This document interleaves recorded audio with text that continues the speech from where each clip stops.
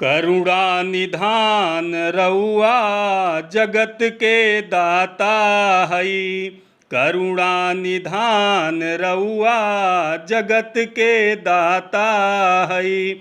श्री भगवान रउआ जगत के दाता हई।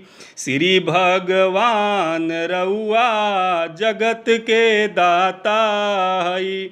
मति के फेर देहनी, मति के फेर देहनी और विपत्ति के फेर देहनी, विपत्ति के फेर देहनी। के बा समान रउआ जगत के दाता हई। के बा समान रउआ जगत के दाता हई। करुणा निधान रउआ जगत के दाता हई।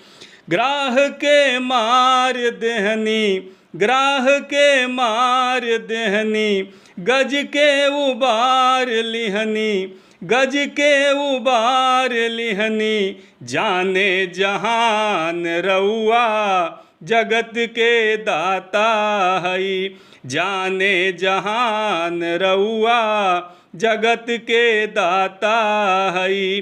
करुणा निधान रउआ जगत के दाता हई।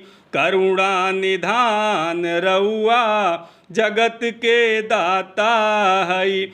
भक्त विदुर घर गईनी, भक्त विदुर घर गईनी, प्रेम से सदवे खैनी, प्रेम से सदवे खैनी। छोड़ के पकवान रउआ जगत के दाता हई।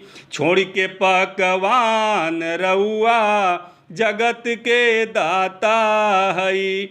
करुणा निधान रउआ जगत के दाता हई।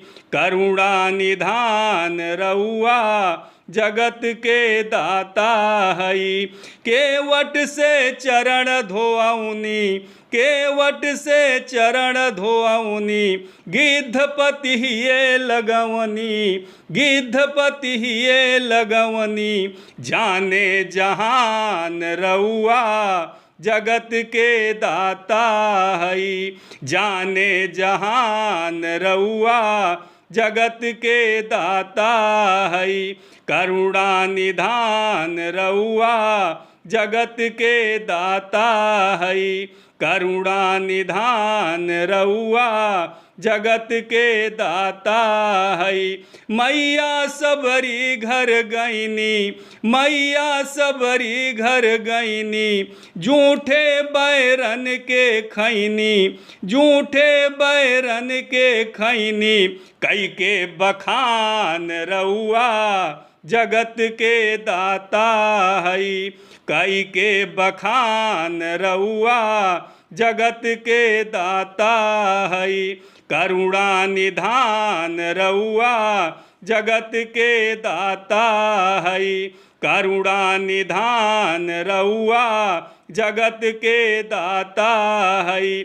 गावैले दास गायत्री, गावैले दास गायत्री, खींच के 3 गो चिचरी, खींच के 3 गो चिचरी। प्रभु कैद बुद्धिमान रउआ जगत के दाता हई। कैद बुद्धिमान रउआ जगत के दाता हई। करुणा निधान रउआ जगत के दाता हई। करुणा निधान रउआ जगत के दाता हई। श्री भगवान रउआ जगत के दाता हई। श्री भगवान रउआ जगत के दाता हई। के बा समान रउआ जगत के दाता हई। के बा समान रउआ जगत के दाता हई।